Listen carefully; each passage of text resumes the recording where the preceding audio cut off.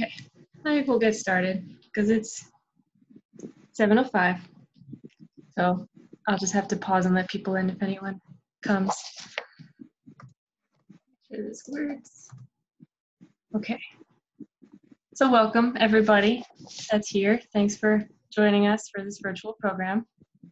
One of many that we've had so far. I'm Margaret Rohde. I'm the Conservation Manager for Wissahickon Trails. Since I think there's a lot of new people joining us tonight, I'm just going to take a second to tell you a little bit about who we are and what we do. So we are an environmental nonprofit organization. We're based in Ambler, Pennsylvania. That's where our headquarters is.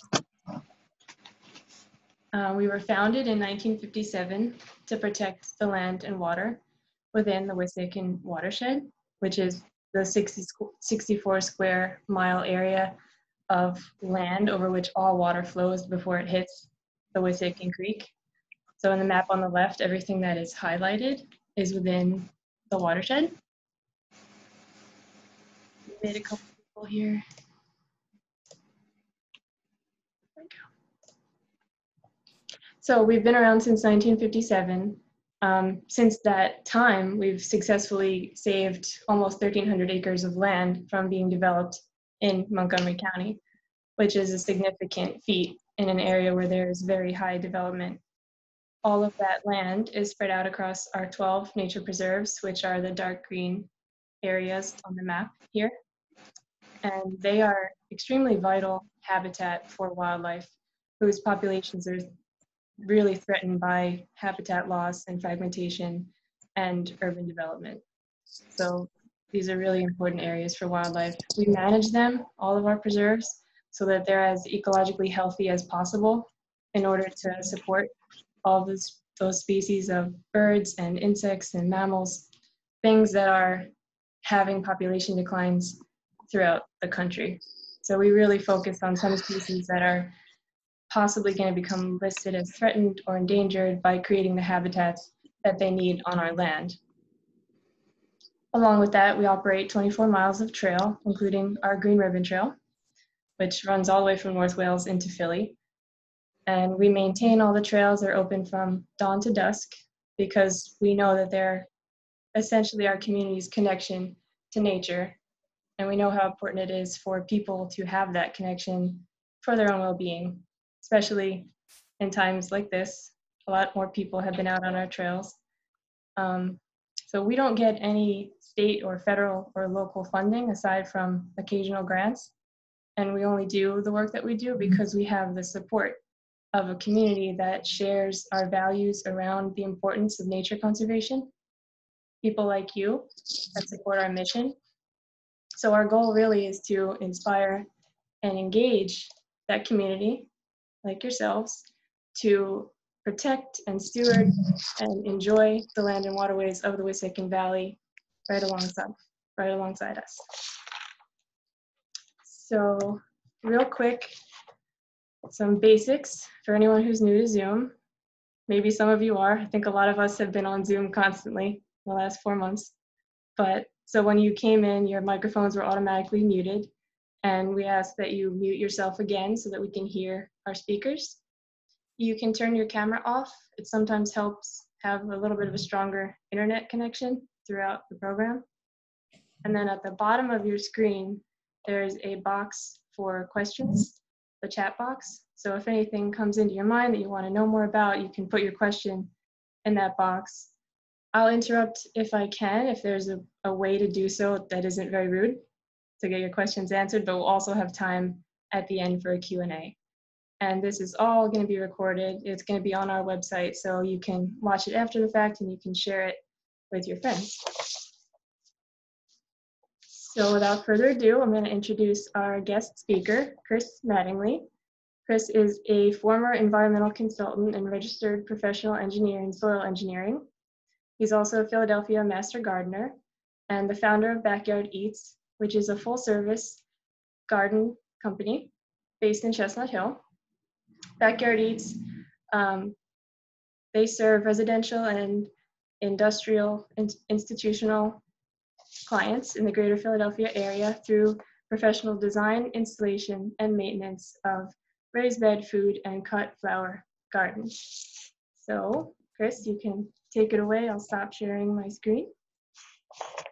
Okay, thanks, Margaret. I will attempt to share a screen here.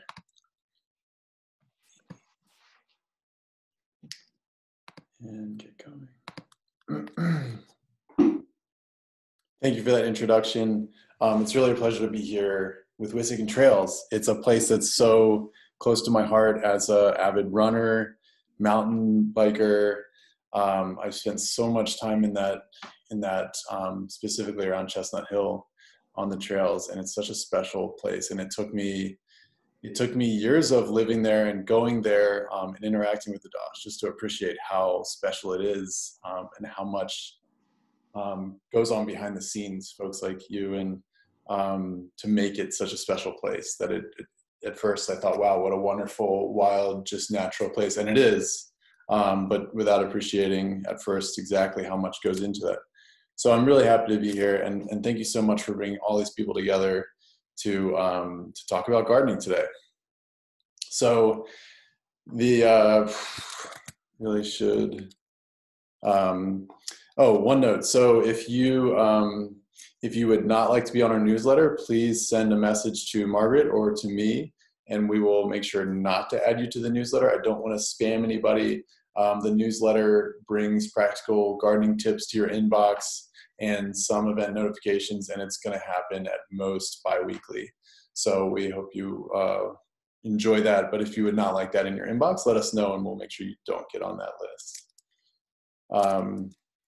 So the topic for today is environmentally responsible gardening, and it's such a broad topic, but we'll see very soon how I've chosen to narrow it down so we can keep it a little bit short and get some of your questions answered as well at the end. So if you do have questions, burning questions now, just put them in the chat and we'll get to them later. If you think of questions as we go, throw them in the chat and we'll get to those later. The quote I chose for this: agriculture is a balancing act, for one, and it's not Mother Nature, but it doesn't have to be disrespecting her either. This comes from a gardening hero of mine, Lee Reich. He's in New York, and he's a brilliant soil scientist, horticulturalist, and author. And I just value his honesty, his intellectual honesty around gardening, and his expert advice. So it's just an acknowledgement that we're not doing nature, whatever that means, when we're gardening. So we do need to think about how we can do it in a way that respects Mother Nature. I'm going to talk a little bit about Backyard Eats. It's the company that I founded 5 years ago in a hatchback, going to friends at first and taking care of their gardens and building gardens. Now it's grown into a company of 5 full-time employees and something like 30 residential gardens that we maintain. We have a team of 2 garden maintainers and a dedicated team of 2 garden builders that are out there every day, 40 hours a week, building gardens and taking care of gardens. And it's such a cool thing to have happened, and it only, I feel, could have happened in the area that we're in. So just a little bit about what we do. My tagline for it is full service food gardening. So hopefully that tells you a little bit about it. We're doing the design, the installation, and the maintenance of the garden. So it's just everything from building the garden to harvesting and putting that harvest in a insulated grocery bag on your doorstep on a weekly basis, which we do for most of our clients. It starts with an initial consult. So when we take on a new client, whether it's an existing garden or one that you would like to build, we would ask you to book a consult. So we have a booking page on our website. You can go and pick out your date and time from a list of available times, and somebody will then, well, Mike Bennett, who's actually on this call, he will go ahead and show up at your door and walk you through the process and help you collaboratively design your dream garden. We do mostly or entirely, there's Mike, hi Mike, raised bed gardens. And Mike's brilliant. He's joined us this year and has picked it up in an incredible way and has been designing garden after garden that clients are just thrilled with. So that's the design. The installation team will come in and generally no more than a week, put in your garden. The thing I'd like to say about the team is they're just, they're all very passionate. They've all come from very, from good jobs, from good situations to follow their passion, which is food gardening. And they all have their own food story, and they love interacting with the clients, and they're very personal about it. You get a text from their cell phone when they're coming to visit, and you have their number, and you're welcome to ask questions and communicate in a very personal way. So it's a special thing we built. So I just wanted to take a minute to acknowledge that and acknowledge the source of all this information that I put together for you today. Just comes from years of experience in taking care of home food gardens. Here's our team. I'm there, I guess hopefully you can tell. I'm there with my oldest son. So that was very early on when the Chestnut Hill wrote about us as a new company. And my now 4-year-old was just a baby. So I am a father of 3 boys, 4 and under. So that keeps me very busy, and they are my main focus. I don't mix words about that with my team or anybody. They're my first thing that I need to take care of. So I do. A couple pictures of some of our team members. This is Pat on top, and then Emmett. Pat dealing with the installation of a pea trellis or cucumber trellis, and Emmett down there when we did this fun goal setting exercise in our garage back when it was housed in our garage. So in this talk, we're going to cover just a couple things, and I really tried to boil it down to 3, but I have a little side note on what is organic, because you might be thinking, I'm just gonna take a moment to see if I can open up the chat, because I just wanna see if there's any comments that come through. So bear with me here.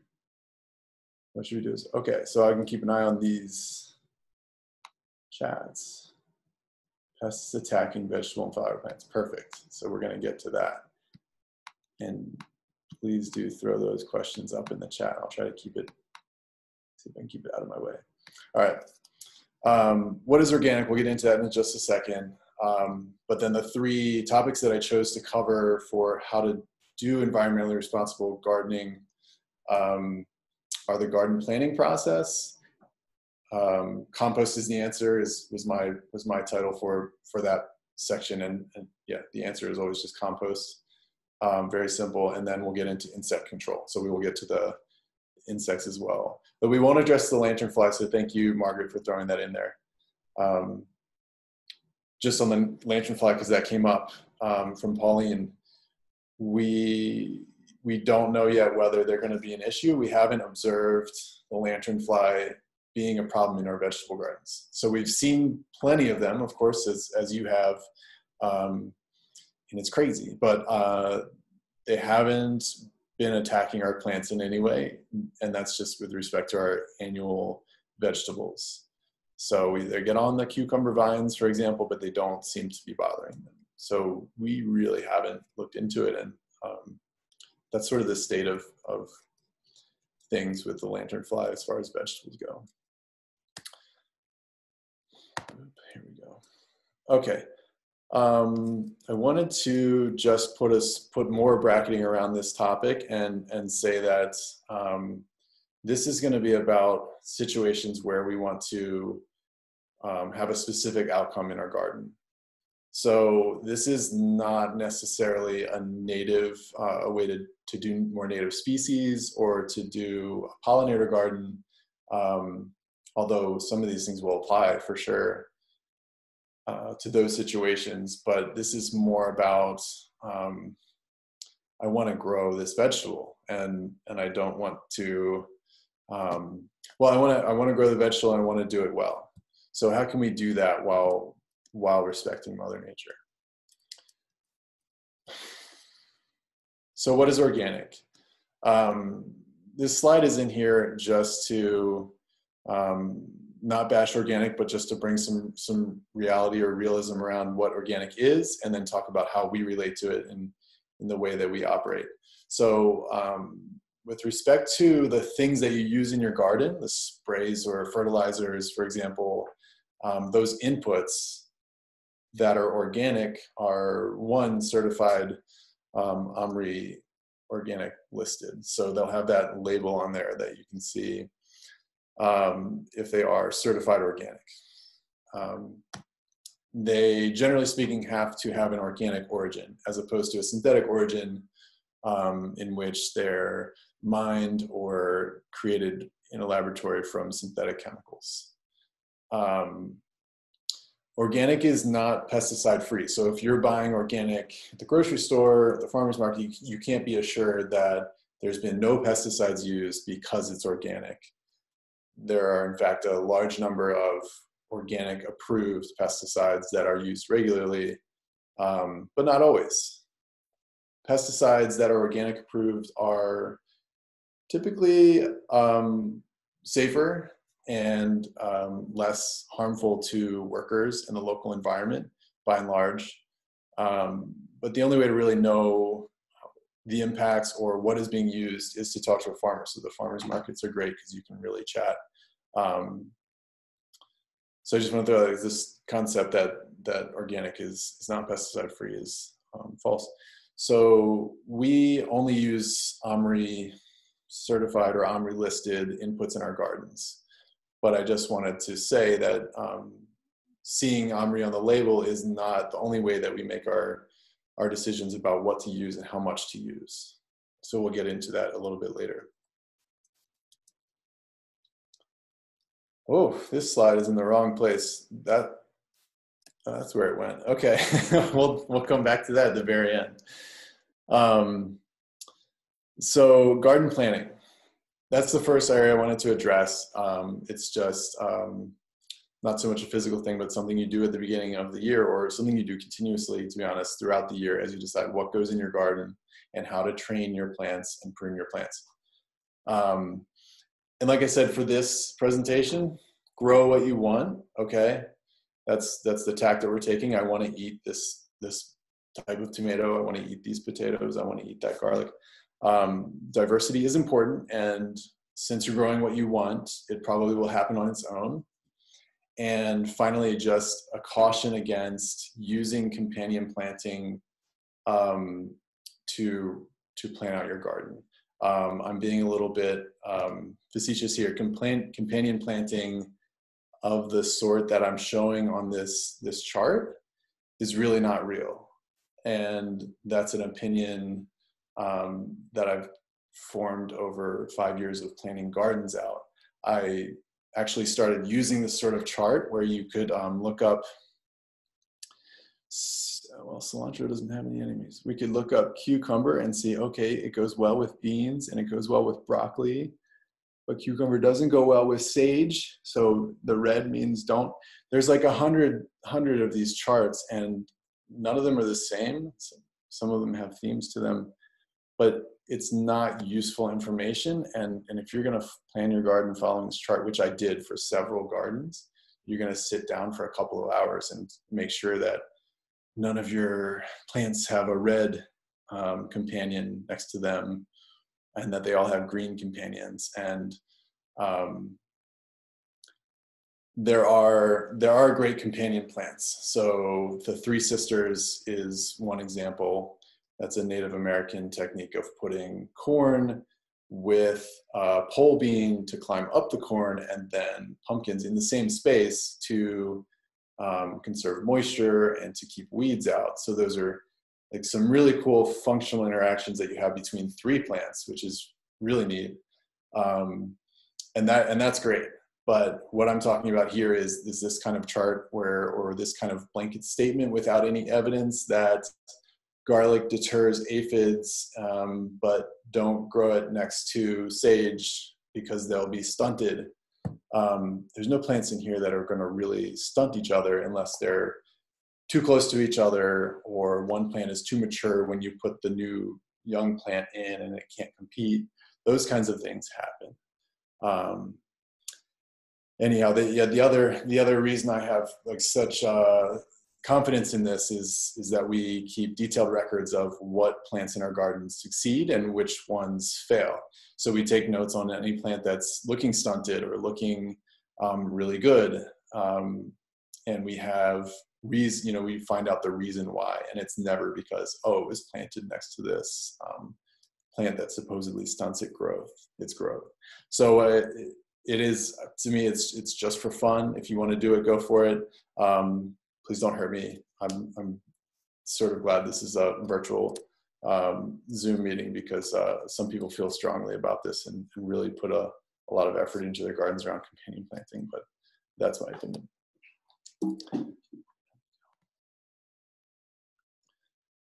So what I do plan my gardens around are the crop types, and here are the main crop types that I've broken them into based on when they can go in. So they can go in the spring, or do they need to wait till the summer? For Philly area, spring is mid-March and the summer is mid-May. So we have quick spring crops because they are harvestable in a month or two, and they can go in between, let me see what I have here. Yeah, they can go in starting in the spring, and they'll be coming out by the time summer arrives. We have slow spring crops. They'll be coming out after summer starts. So they'll still be in the garden when you want to plant your summer plants. We have spring planted crops that will be there all season, or could be there all season, which is pretty limited, but they're awesome plants to use because they're powerhouses and of nutrition and of produce. And then the other category is perennial herbs. All of these guys, they're quote perennial because some of them may die depending on where they're planted over the winter, and parsley is technically a biennial. And then we have the summer crops, and I just put these in two buckets. The nightshades and, hide my bar, okay. The nightshades, so that's tomatoes, potatoes, eggplants, tomatillos, and peppers, and husk cherries if you're really keeping track, and then everything else. And so these are the groups that are really important to me when I'm going to plan my garden. So making the plan, the plants need, and these are the main factors that I'm looking at, they need time and space, and they need support. So in our gardens, we do a lot of vertical stuff. Any plant that we can grow up, we do. So you'll see a lot of these pea trellis or bamboo trellises that we put in as part of our maintenance plan. This is a cucumber here, and it takes up 1 or 2 square feet when trellised, which means that you can fit a lot of cucumbers and a lot of produce in a small space. So when I go to do my plan, here's where you're taking notes. We're going to start with nightshades. I work backwards in time, and I start with nightshades because they're the most popular, and they're typically, like the tomatoes, are going to take up a lot of space. So you want to know what kind of space you're allocating for your nightshades. The other reason I'm starting with nightshades, we need to rotate nightshades on a 3-year rotation. So they can be here 1 year, here the next year, they have to go here the next year, and then they can come back. So we only want to use 1/3 of our garden for the nightshades. And that's because there is a disease-borne soil-borne disease, excuse me, that accumulates when you grow nightshades in the same place. And so they accumulate over 2 or 3 years because you've got your tomato spot. That's always your tomato spot. That's going to be a problem in 2, 3 years, 4, 5, 6 years. It may take longer, but you'll end up having a problem if you think of your garden as that's the tomato spot, that's the pepper spot, that's the cucumber spot. You're going to run into problems. So use only 1/3 of your space for nightshades. If you really can't stand to do that, you can add tons of compost. Again, the answer is always compost. So we'll start with the nightshades, and that's from the summer, and then we'll work backwards to, you'll place everything else in the summer, everything else category in your garden as well, and you'll know how much space you need in mid-May to get things going. And then you work back. And you work back to the slow spring crops, or the spring planted crops that are slow, like the broccoli, the carrots, the onions, those things that will go in mid-March, but still be in the way when you go to do your summer planting. I should mention that intensive planting and all this fretting about when, like, utilizing the space all the time and when exactly things go in, to me, that's environmentally sound gardening, in that you're using your garden space, which you already have, to produce as much produce as you can. Because again, agriculture is not Mother Nature, and it's a balancing act. It does take inputs. It does have environmental impact to produce food. So you want to make sure you're using your garden as effectively as possible and using all the time and space to produce. So anyhow, after you place your slow spring crops, and you might find, I have to get rid of the watermelon because I really want carrots. And so then you can go and edit. I'm going to put carrots in, they're going to be in the way. Then you can do your quick spring crops, those like radishes, arugula, baby greens, head lettuce. Those guys will be gone by the time mid-May comes around. So they're really helpful and easy to get in, because they won't be taking up space for your tomatoes and your peppers, the cantaloupes and the melons and that kind of thing. I'm just going to look at this comment here. Can you talk about growing veggies in containers? Do I have to switch out one season soil completely before using the same container the next season? Yeah, maybe we can address that at the end. Okay, keep the questions coming. I love it. For containers, and maybe that's what, for herbs, I like to put those in containers. I think of my raised bed space, each square foot, as valuable annual planting space.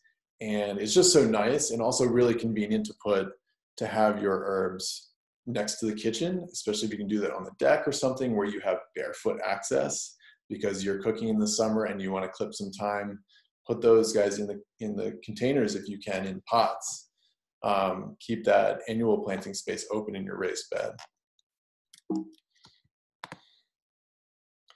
So here we have an example. This is a real example from a client. And on the left, you have the spring garden, and on the right, you have the summer.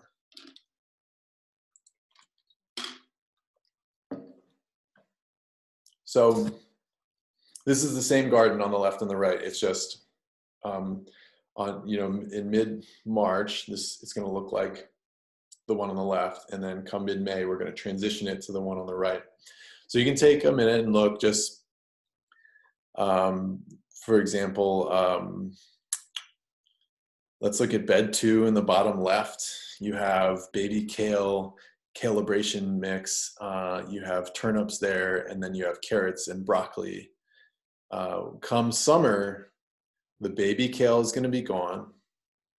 You'll get a couple harvests out of that, cut and come again, but then you won't be able to harvest any more from it. And we're going to put summer squash, patty pan squash in its place.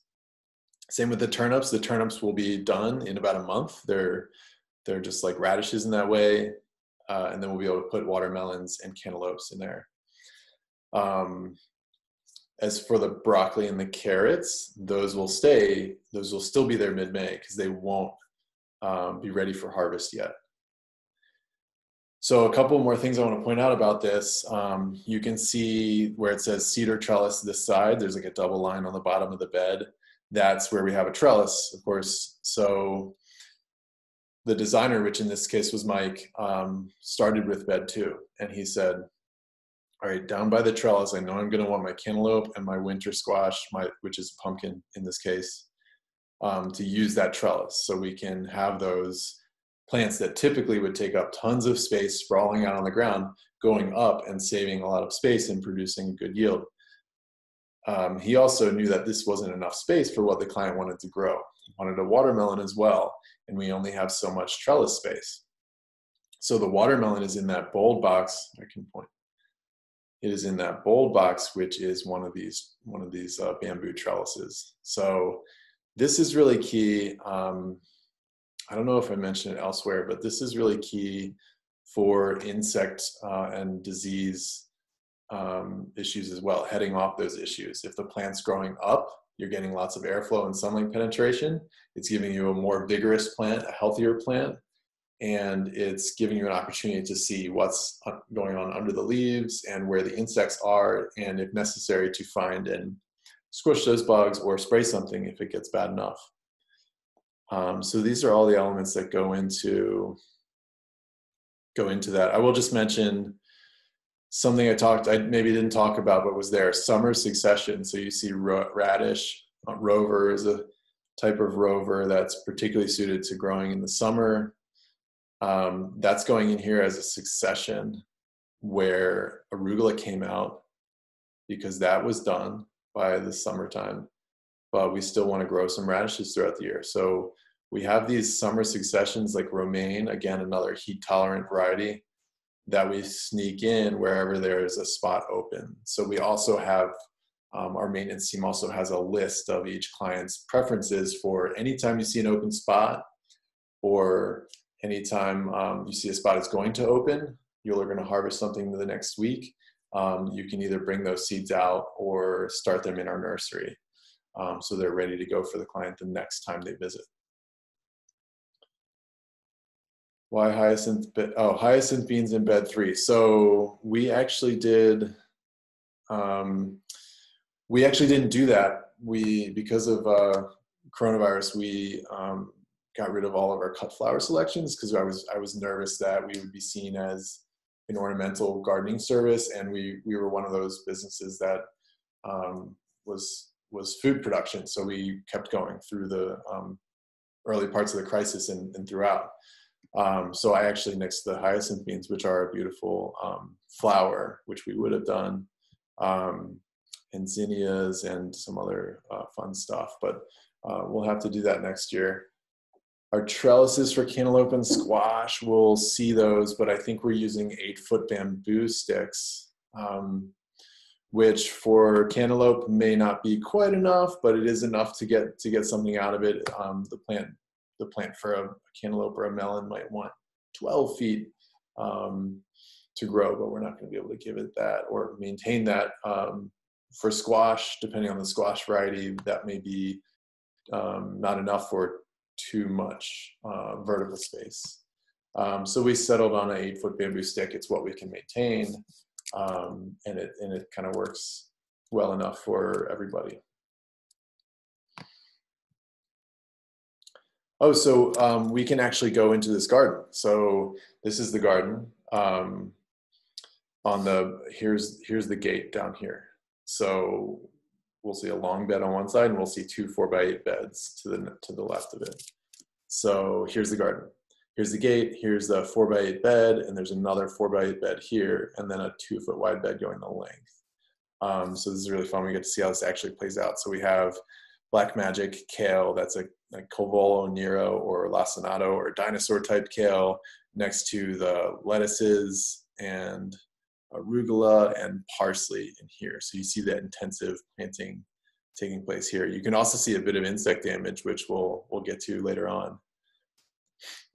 Here's one of our cedar trellises, and those guys are typically 6 feet unless we have a tall client, which we do sometimes. We'll do a 7-foot trellis for that. And there's a watermelon on this guy, and I think the next bed also has one with cucumbers on it, but we'll see a couple more pictures here from the other angle. Here's one of our trellises, which maybe was supposed to be the hyacinth bean, and this is I think it's a pole bean. You know, this, I'm just realizing these pictures might have been from last year, so this might not line up at all, although I think that's a melon. I think that there are watermelons there. Bok choy and cucumbers on this trellis. Yeah, you know, the cucumbers are on this trellis, and now we have tomatoes this year. Sorry, because we needed to move the tomatoes around. And so we stick to that. We can't afford to keep doing the same thing in the same place every year. I should mention that crop rotation is important still for other crops, but we just take the nightshades because we know most people are going to use up the 1/3 of their bed, their allotment for it. And when we rotate that 1/3, we know that all the other plants are going to have to shift around too. So we just do the nightshades, and then everything else gets rotated anyway.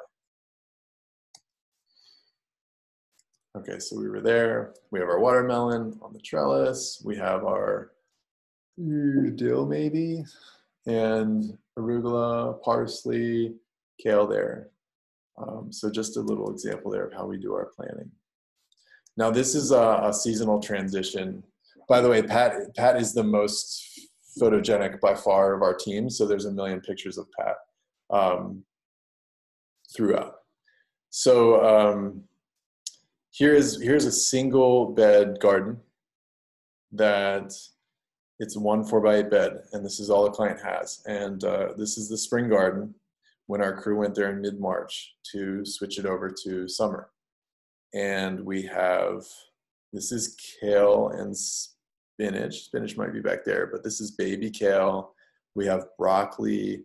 That might be an Italian broccoli, which is just a smaller plant with a smaller head that we can do more densely. And then we have all these premium greens mix, which is a really tasty mix of brassica greens. And finally, garlic in the back that we planted the previous year. I didn't realize this is not the same bed at all, but this is the effect that you get. We had this was a post that my crew member made. 6 bags of kale, spinach, and premium greens mix. So that client was loaded up with greens, and my chat window out of the way. So, and this is what they ended up with at the after they were done with it. So they harvested those and then pulled the plants and then put new plants in. So heirloom tomatoes, French Charente melon, edamame, and zucchini. So that's how we do a transition for a 4x8 bed.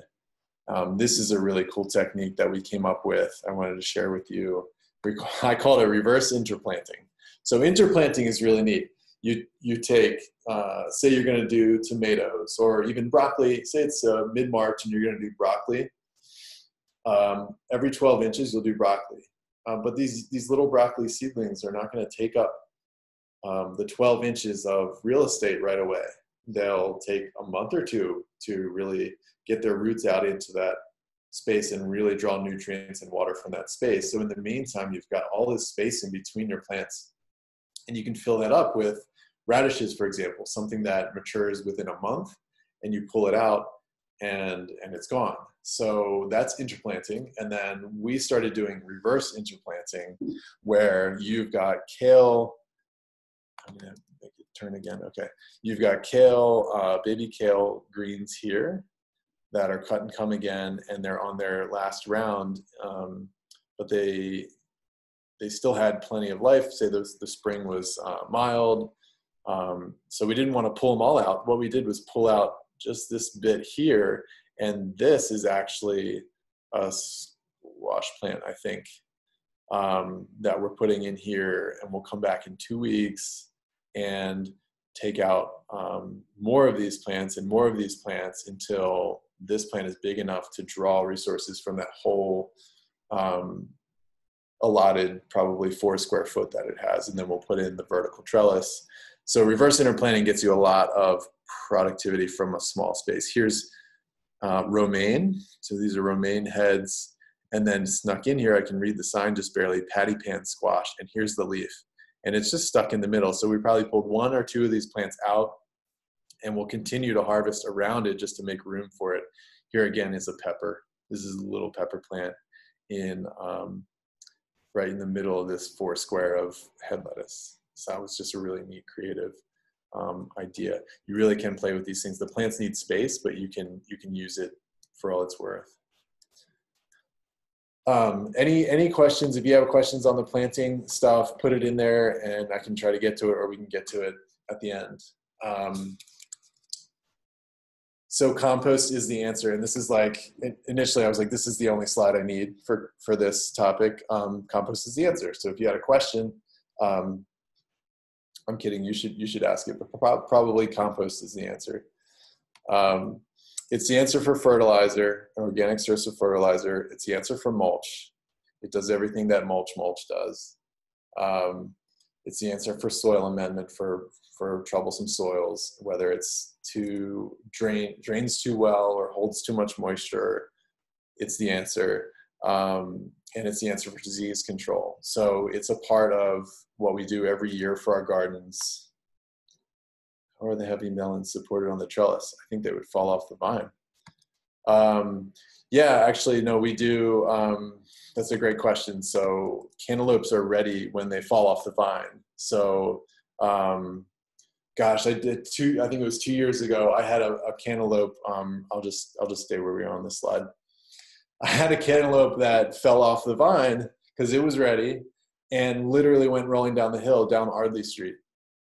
It's there on Instagram somewhere, I think in my page. If you scroll down a bunch, there's like a cantaloupe with a little Post-it note, because my neighbor saw this, like only in Chestnut Hill, right? Saw my cantaloupe running down the hill, past the school, past the water tower, and she went after it and grabbed this cantaloupe and gave me a note about this naughty little melon was running down the street, and I thought it was the cutest thing ever. So yeah, they'll fall right off the vine, and so we need to protect against this because they'll break. That melon, by the way, was the best cantaloupe of the summer, which I'm always in search of that best cantaloupe of the summer from my garden. Yes. We do like netting, or we tie it up, or we do a little like a little sack for it, so that when it's ready to detach, we can take it. So I bought like a 50 pack of just like little nets for when we get a melon that does grow up there that way. The watermelons, you have to cut those off when they're ready. So mostly just the cantaloupes. It's a great question. So compost is the answer because it's local, it's renewable, it falls from the trees, literally. Well, after some processing, if it's leaf, if it's there's a lot of mushroom compost from Kennett Square, right? Compost is widely available. I'm going to ask you in a second what your source for compost is, but it's just there. So you can. By the way, this picture on the right, my pet peeve with gardening advice is composting is easy. Like, we've heard that, right? Composting is easy. Everybody should try it. Just jump in, buy a big plastic thing or whatever. My answer to that is throwing organic waste into a pile is easy. Composting, I think it does a disservice to call it easy. I think composting is kind of hard, but if you want a hobby that is a little bit challenging and really rewarding, again, compost is the answer. So there are many pitfalls with compost, and it's really easy to throw your trash, your kitchen waste, into a pile or a bin or whatever, but turning that into compost, I've found, interacting with our clients, is actually kind of tricky, or it's at least a skill that you have to develop. So you should definitely do it. And worm composting actually is kind of easy, but hot composting outside is not. It's also, it's very forgiving though, because you can just put it in a pile and then move the pile, and as long as you have enough space or time, it eventually will turn to something like dirt or at least muck that you can then mix in with dirt and use in your garden. Other than that, there's plenty of sources of compost available, like the municipal sources, Fairmount Park, or any municipality near you almost will have some sort of program where you can go and grab the compost from the leaves that are collected, which is a great source. So environmental equals, this is why I had to add a couple extra slides, because there are other materials that are equals in terms of the, you know, qualifications for environmental impact that the compost has. So leaf mold is great. It's shredded leaves left in a pile for a year or so. The difference between, okay, for one, you can use a shredder like this guy here. I have one, it's awesome because it turns, you know, reduces the volume of your leaves by like 10 times. So if you have a bunch of leaves, get one of these, make sure they're dry when you put them in, and it'll make quick work of your leaves, and you'll be able to put them in a pile and it won't blow away. That's another benefit. That'll stay in the pile it up, and you'll have leaf mold in about a year. The difference between, oh, you can use a tractor, by the way, if you do, or a push mower, whatever, instead of the shredder. So if you already have one of those, just put it into a pile, or what farmers call a windrow, and push your lawnmower over the pile of leaves a bunch of times until it's a lot smaller, till it's reduced, and then pile it up and you'll have leaf mold. If you want compost out of that same material that you shredded, just add a bunch of water. So you may make the pile and then put your garden hose on it at a drip rate and leave it there for a day, or move it around a bit so that it seeps through the whole pile. If you can soak that whole pile, you're pretty much going to have something that's like finished compost in a year. Leaf molding is different only in that doesn't look like dirt when it's done. It looks like leaves that were decayed by fungus, so hence leaf mold. Either way, they're great amendments or toppings to your garden. They'll provide nutrients, they'll provide disease suppression when applied directly to the top, like lasagna, no mixing, just put it on there, and nutrients will work its way down, the insects, the biological activity, disease-ridden residues from your plants will be suppressed. All kinds of great things from compost and leaf mold. So my question to you, if you can go to the chat and tell me, where do you find compost and other materials like compost or leaves or shredded wood? And while you're doing that, please go to the chat and send it to everyone. I'm going to tell you about my source, my secret source, and that is ChipDrop. And it's a cool service that you sign up and you tell it you want wood chips, and they will put you like on a registry that tells all these arborists that you're willing to accept a drop of chips. So there's some limitations. Yeah, you could pay for it if you want to, get your chips sooner, but they'll do it for free because they would otherwise have to throw this stuff away, which would, or not throw it away necessarily, but they'd have to dump it maybe at Fairmount Recycling Center, but they would have to pay for the disposal. So they might prefer to find someplace closer. If your house is closer and they pull it up and see, they'll go and drop it. They won't give you an advance notice. They'll show up and drop it. And you can choose whether you want there to be logs or no logs, or you can say, please no poison ivy, or please no black walnut, which I would really recommend because that is one of those plants that will stunt other plants. So you get to do a little bit, but really they're going to show up and just drop it. And you can give them a description of where, and if you can catch them, you can say, hey, bring it up the driveway, whatever it is. There's a hilarious video that they have. They're like interviewing ChipDrop customers, and they're like,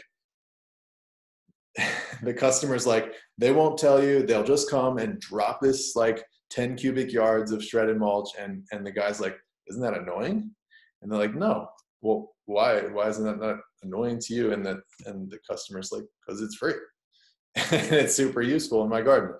So ChipDrop, very cool. So I'm going to come back to the chat. Thank you for jumping in. Liz Snowden says Springfield Township, Nicole Enders and Rachel Davis, Bennett Compost in Philly. By the way, when you see the Backyard Eats logo, the pencil drawing of, I think it's arugula, that's Rachel Davis. She's a very talented artist. Thank you, Rachel, for commenting. And Barbara Patrizzi, is leaf mold as nutrient rich as compost? My township has a community pile of leaf mold that is free. That's awesome. I would say great at, so no, I would say no. So definitely not all compost is the same. So just to get into this a little bit, Bennett compost is derived largely from food collections. They have a lot of other ingredients too. They pick up from a brewer. We use them. So yeah, by the way, anything that we generate, when we pull all of our plants out at the end, when we're pulling weeds, that all goes into a paper bag, and we have a pickup with Bennett. But Bennett does have a lot of food scrap as a source to their compost. So it's going to be more nutrient rich than a leaf compost, say from Springfield Township or Fairmount Recycling Center. So if you were going to use the leaf mold, I would go ahead, but I would not stop using an organic granular fertilizer because I'm adding the leaf mold. When you pick that up and apply it, I wouldn't let it take the place of adding a balanced fertilizer to your garden. I'm just going to check the time. Wow, almost 8 o'clock. Are you guys good to go? We're getting through compost, and then we're going to do insects. Are you guys good? Again, throw it in the chat. We're going to run definitely over 8 o'clock, and then I want to get to some of your questions, which I'm okay with. Just let me know. Are you guys into this? Put it in the chat. So kitchen scraps and our leaves in a big bin. We turn it twice a year, and we sift through it in a big screen. That's awesome. Kitchen scraps and leaves. So this is one of the keys of composting. You need to add some brown stuff. Otherwise it turns into a big wet pile of muck and stinks and is not very useful. So that's fantastic, Cecily. Thank you. Started a worm bin, Christopher Davis. Awesome. So fun. I've had a worm bin for probably 10 years now, and it's failed once, but you learn that lesson once. Keep the excess moisture out of the worm bin. Okay. Use shredded leaves, use coconut coir, add them so that you don't have any leachate dripping out of the bottom of your worm bin if you have a bottom to it. So Chris, that's awesome. Keep it up. Actually, Rachel Davis and I, where we work together, we did a worm bin in the office, in the kitchen, in an office of some 100 people. Thank you for the encouragement. Awesome.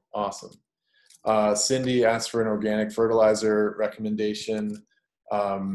We've used Espoma tomato tone for everything, or biotone is good, or garden tone. These are all organic fertilizers that, if you're not using compost for your primary source, you're adding a moderate amount of nutrients balanced across the macronutrients, nitrogen, phosphorus, and potassium. And tomato tone has the added benefit of having some extra calcium in there for your fruits. Can compost be too rich and burn your veggie plants? Not really. Like I said, not all of it's created the same. If it's a process, if it's been processed properly, so you're buying, the one I think of is cow manure. If you're adding cow manure and it's not fully composted, that could be a problem with quote burning. Oh my gosh. Okay, so just make sure you're getting a processed product, but it really can't. You can, if you add a foot of compost or just plant your garden in pure compost, that may be too much nutrients for your plants. And so you may have a load of vegetative growth, especially if it's high in nitrogen, what you're adding, but without much fruiting. So you may have big tomato plants with no fruits on them if they're getting the message that there's so much nitrogen we need to put on all this foliar growth. Otherwise, if you're buying a product, you're going to be pretty safe adding that stuff, and it's kind of foolproof. Rachel is my sister. Oh, fantastic. I do have leachate, but double container to collect and dump. Yeah, so I found with the vermicompost, if you add your dry matter, don't use just shredded paper, you can use that, but use something else as well, and use it to the extent that you don't have leachate, you're gonna be golden. The worst that could happen is that it dries out if you just don't touch it forever and nothing happens, kind of. What you really want to avoid is too much moisture, and that depletes all the oxygen, and then the worms want to get out of there and they literally crawl along the floor until they die. So keep that leachate dry, keep that worm bin dry-ish, moist. All right, so where were we? That was awesome. I think I'm not even in the presentation anymore.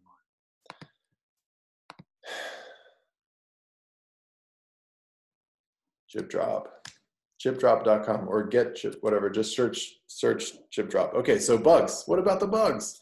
So my point here is that we covered so much of, I really, wanted to talk about the bugs, but everything went first because we already covered plant diversity, which is important for the bugs. We already covered plant vigor by adding compost and giving space and time and support, spacing and support. We already covered not companion planting. Again, don't throw anything at your computer screen or throw your phone across the room. It's nothing personal, but claims like marigolds, garlic are these magical plants that will deter aphids, whiteflies, and blah, blah, blah. And go for it, plant them, and do it year after year. But I think you'll find that they're not a panacea or effective really for anything but something. Marigolds has a really specific microorganism in the soil that it does drive away, called nematodes of a particular type. Other than that, it's not going to save your plants from pests. Being in the garden, observe. Oh, I haven't gotten there yet. I'm jumping ahead of myself. All right, so these are the things that are actually going to give you success in the garden. Again, we're going to go beyond the organic label. So we're looking at the label. We want to make sure it's organic, relatively safe, and organic in origin and not coming from a plant or a mine. But we're going to go beyond that and take responsibility for what we're adding and when we're adding it. All right, so the 3 steps. The first step is to observe. Look often. So Good Morning Garden. This is a book we got from the library. We just returned it, so I'm kind of sad. But Good Morning Garden, it's this, you follow this girl, school-age girl, through her garden in the morning, and she's just like, good morning, like, good morning flowers, good morning snake, good morning spider, doing your job. And it's so wonderful. So I actually took that, and if you follow on Instagram, if not, you should, you'll see me in the morning on the stories, just saying good morning to all the things that are happening in my garden. So we'll look at that soon. Look often, so daily. Be in your garden. That's like the whole point, right? You want to have a place that's peaceful and interesting and inspiring. So look often, look closely, look closer and closer. Every time you look a little bit closer at your garden, at a plant, at an insect, at a leaf, anytime you identify the different parts of the leaf or the parts of the plant, you're getting an opportunity to understand what's going on more in depth. And you'll see much more. Each time you zoom in, it's a whole new world. So look under the leaves. That's where a lot of stuff goes on that you need to know about. So I'm out there in the morning just looking under leaves. What am I looking for? You'll see. So compare plants to each other. Something like that plant just doesn't look. Is there a reason that plant doesn't look the same? Start to be curious, right? Look for insects and eggs. Look for clues like insect poop, silk from caterpillars, slime trails from slugs and snails. These are all things that you could use to head off an issue. When you see damage to a plant, characterize that damage. So is it chewing from the outside of the leaf in? Is it shotgun type holes in the leaves? Is it wilting that's happening that you don't understand why? Be the ever curious gardener. So this is the fun of it. And it's the best way to deal with insect issues. So my favorite quote on this is, the best fertilizer is the gardener's shadow. So if you're out there casting your shadow on your garden, that means you're out there a lot and your plants are going to grow well.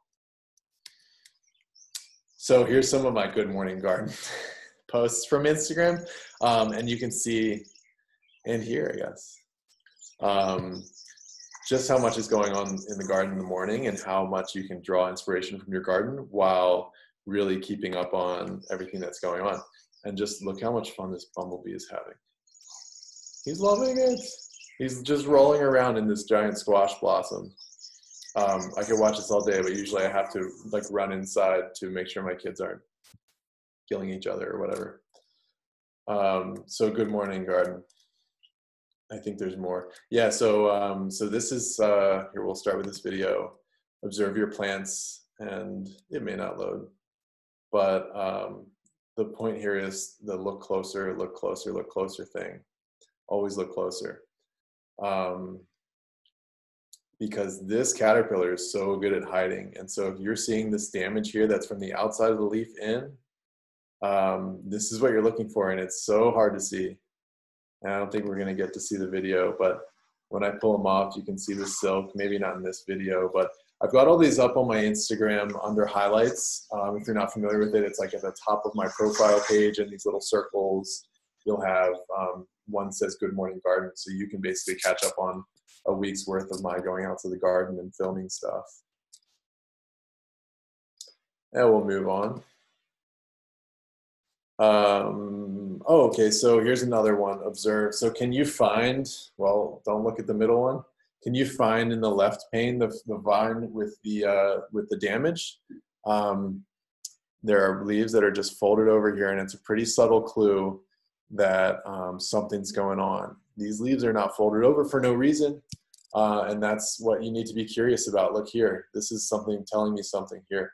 There is a vine that goes in through here that has an issue. So look for those floppy leaves. This is a squash vine borer that was in the vine and blocking off flow of water and nutrients to that vine. So I was able to find his entry point and cut him out, and then sort of patch together the vine again in some cases, or just lop it off so that it can grow other stronger vines. I've lost the chat window now, so I'm going to pull it back up.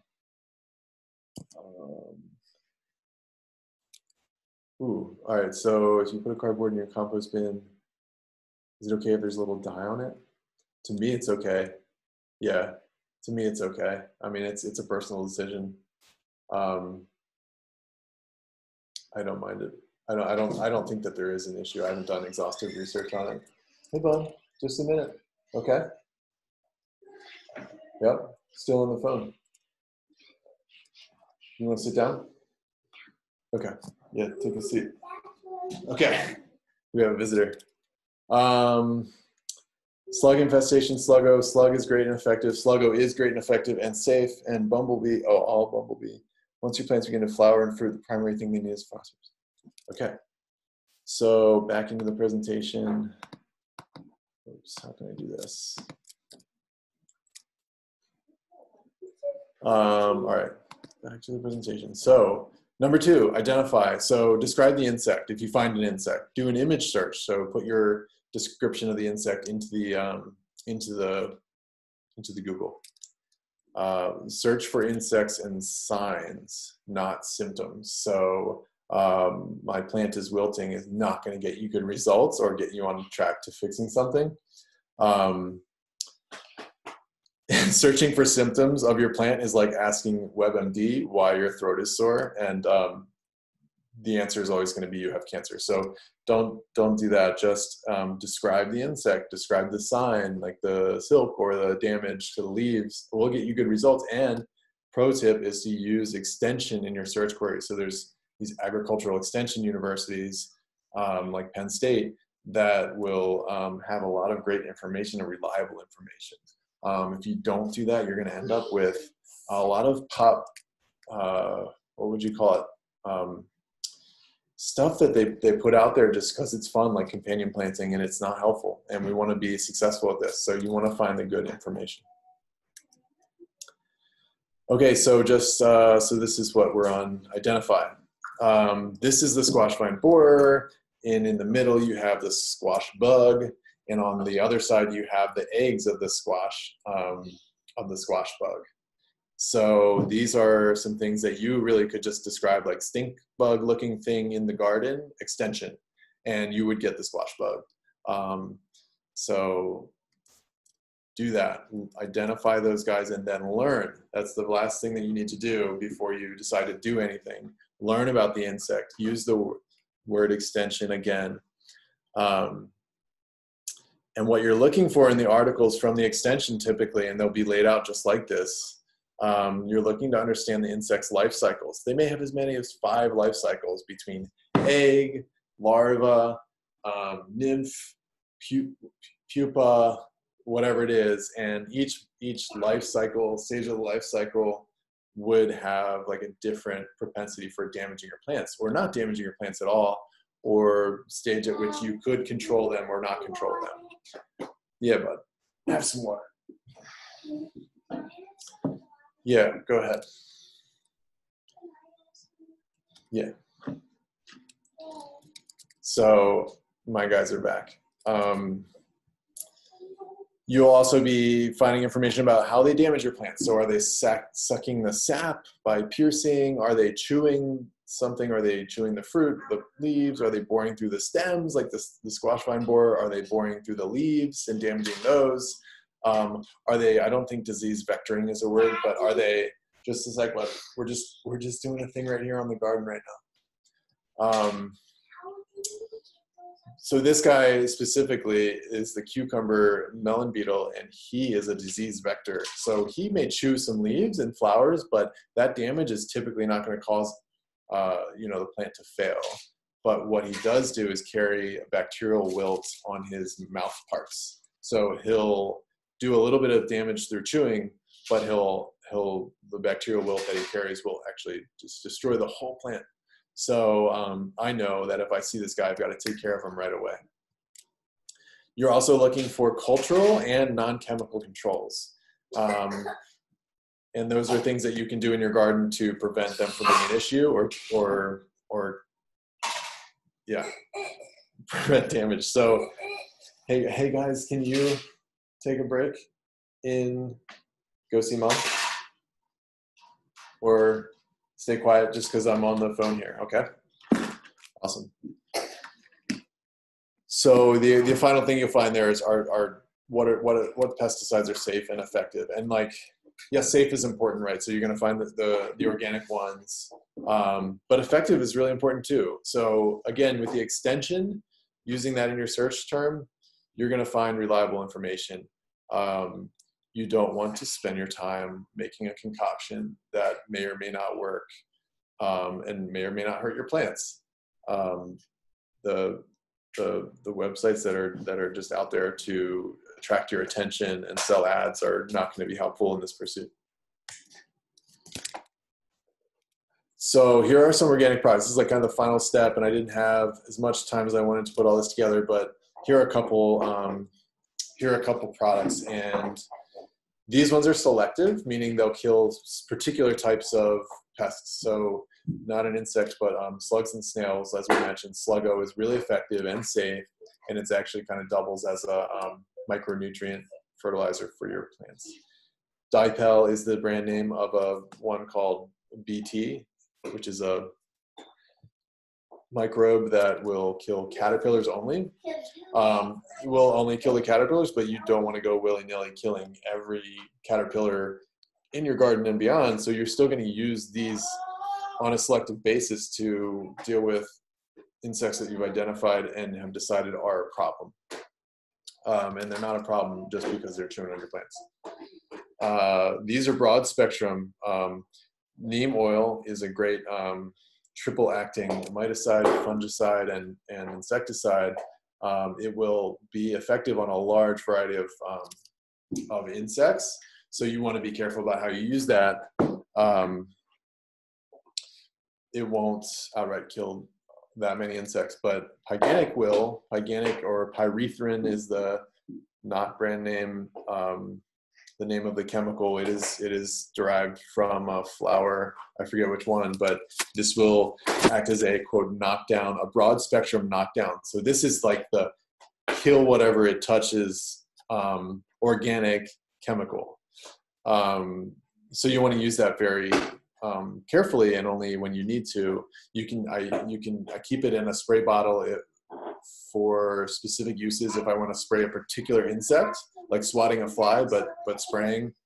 I also had to use this in a situation where I got composted manure from a horse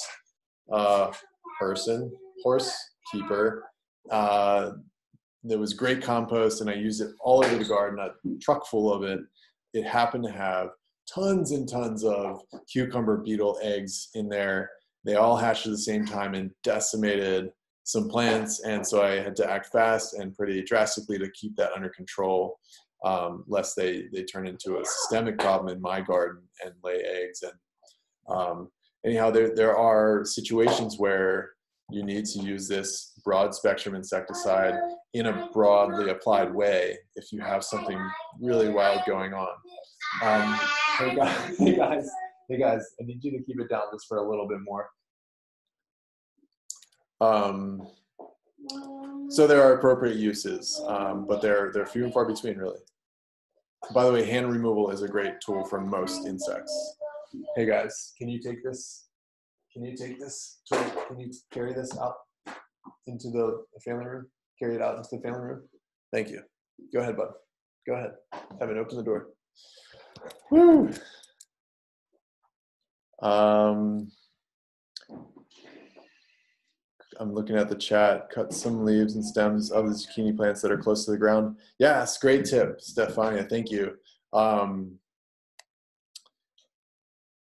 Toddler bedtime. Thanks, Nicole. Oh yeah, Nicole is the South Philly garden coach. Philly Box Gardens is PHL Box Gardens, I think, is her Instagram handle. Thanks for joining, Nicole. So cut leaves and stems off. That's a great one. Yeah, I wish I'd covered this. Is with the verticality of your plants, you have the opportunity to lop off low, or even with lettuces and kale and that kind of thing, the lower leaves that are turning yellow and brown, and either drawing insects to the weakened leaves or leaf tissue, or occluding your view, preventing you from seeing and identifying those insects and dealing with them. So removing those leaves, zucchini plant is a great example. Remove those ones that are close to the ground and old. That is a great cultural control that is universally applicable. So this is a great comparison chart, which I'll send out. I'll do an email blast after this with everybody who's signed up. By the way, I didn't get any like unsubscribe in advance. So if you're on here, you're going to get the newsletter, and there's an unsubscribe button there if you want to use it. I hate spam. This is a great comparison chart, and I will send that out to you. Great resource from our supplier that will tell you if you have this, then the P is their preferred way to deal with it if you have to use chemical to deal with it. There we are. There's that slide again. So I rewrote it because I thought it was gone. This is the end of our presentation. Thank you for sticking with it and for the encouragement. It's really fun having you. So what you can do to get involved, start gardening. If you want to get started with us, if you're low on time, low on expertise, really want to get started in the right way, book a consult. Your consult fee is credited to you if you do work with us. If you don't work with us, you're going to get some really great information anyway. Follow us on Instagram. It's Backyard Eats PHL. I probably should have put that in there. Hi, buddy. I need you guys to give me just a few more minutes, okay? Can you go out that way? Thank you. Thank you, guys. Thank you. Okay, so Wissahickon Trails has another virtual program coming up next. It's called Moths, Denizens of the Dark, July 21st at 7 p.m. You can register at their website. Check it out. I'm going to stop the presentation and see if there are any more questions, and also invite Margaret to join us again. Stop share.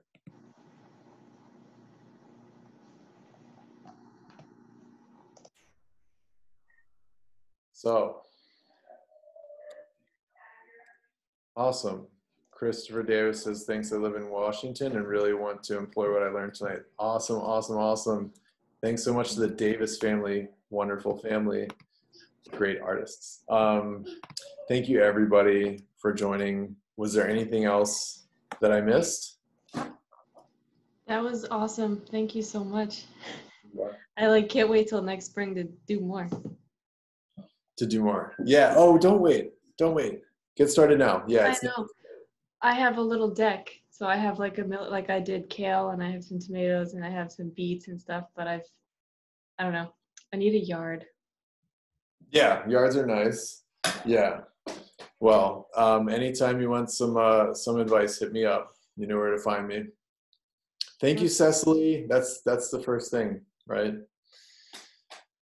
You guys want to say goodbye? I think we got it.